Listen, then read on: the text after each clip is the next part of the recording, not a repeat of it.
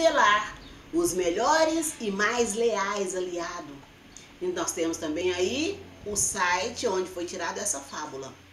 Então nós temos a sugestão, a questão de número 2, sugestões de resposta para a pergunta, tá? Assim, quando o rato dirige-se ao leão, trata-o como senhor, tá entre aspas, essa forma de tratamento indica.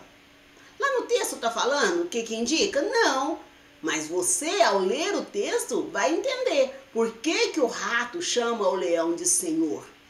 Ó, inferioridade ao leão, superioridade do rato, respeito do rato para com o leão, humildade do leão. Ah, professor, mas lá não fala nada de humildade? Não fala. É isso que é implícito, não fala. Mas quando você lê, você entende o porquê que ele chamou o leão de senhor, tá?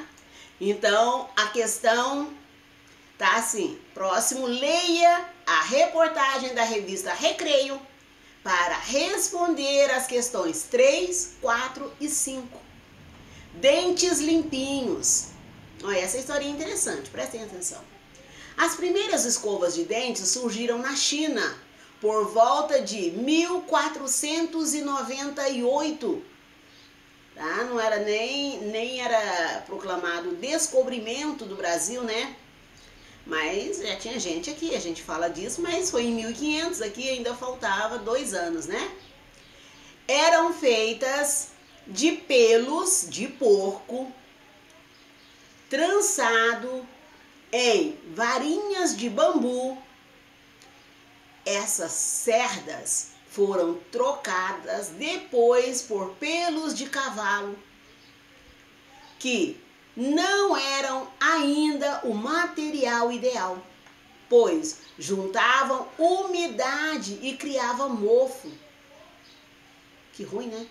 A melhor solução apareceu em 1938, já agora no século passado, quando surgiram as primeiras escovas com cerdas de nylon usadas até hoje.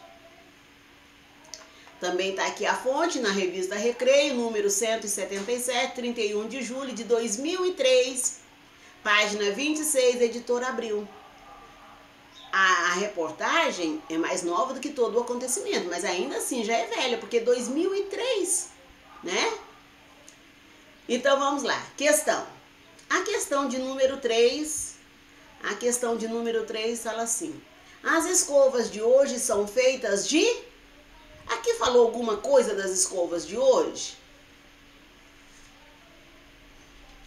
Mas a informação está aqui no texto. É pelo de cavalo? Cerdas de nylon? Cerdas da China? Pelos de porco? Não sei. Você não entendeu o que eu li? Leia de novo. Leia novamente. Questão número 4, usando o mesmo texto. Lá não falou que era 3, 4 e 5? Então vamos lá.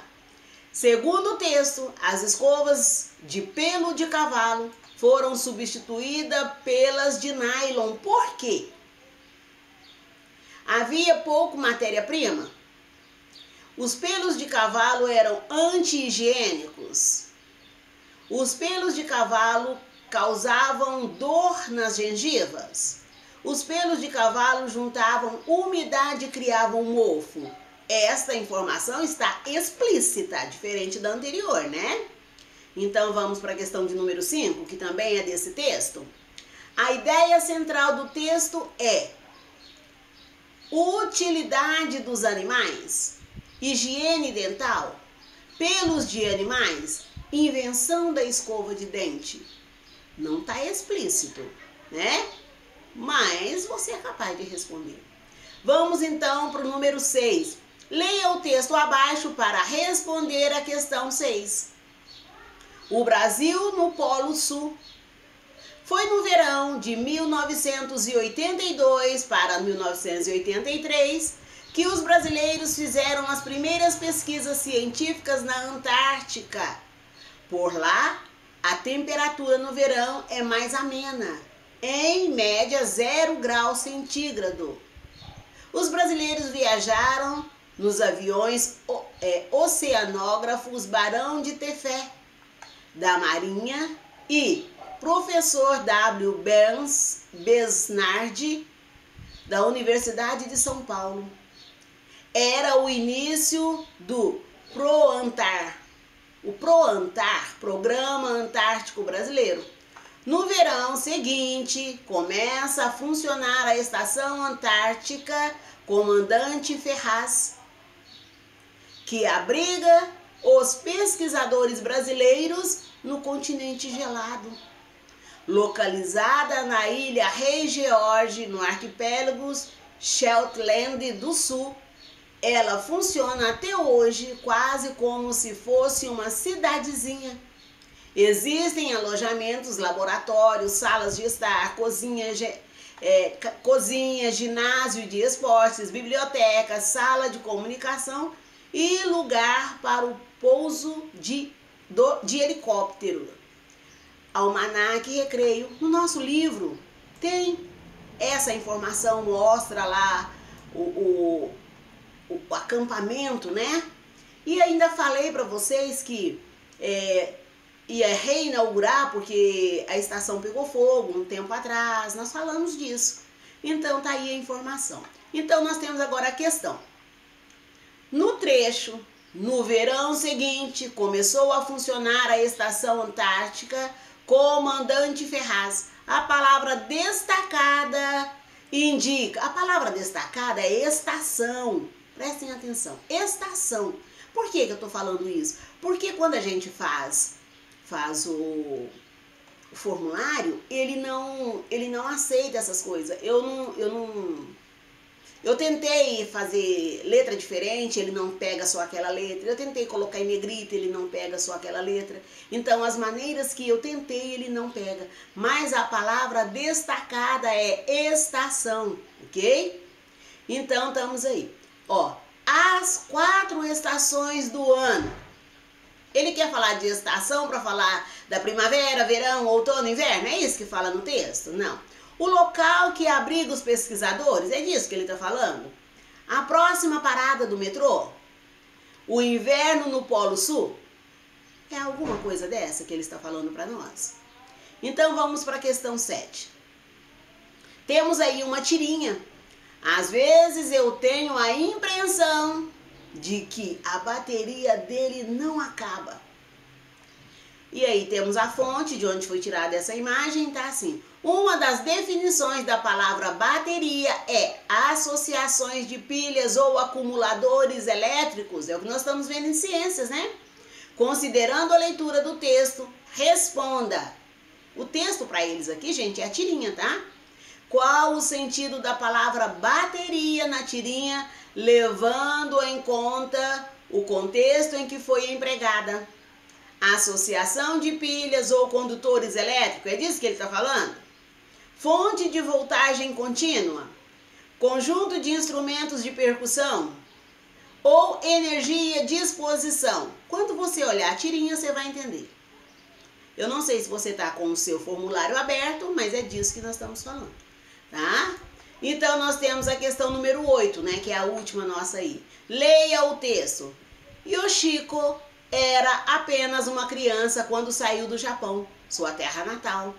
Depois de 52 dias de viagem no navio Kazato Maru, finalmente ela desembarcou no Brasil com seus pais e um irmão em 18 de junho de 1908.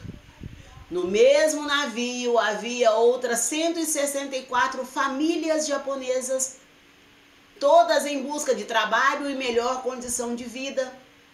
Por aqui, Yoshiko encontrou muitas coisas diferentes.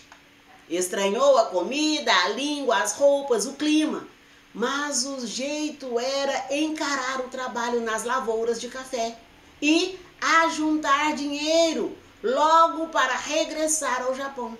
Assim, Yoshiko e sua família se instalaram no interior de São Paulo. A vida não era fácil e o salário também não era dos melhores. Mesmo assim, a cada ano, mais e mais japoneses cruzavam o oceano em direção ao Brasil. O tempo passou. Quando Yoshiko e sua família finalmente conseguiram juntar um bom dinheiro, a Segunda Guerra Mundial estourou.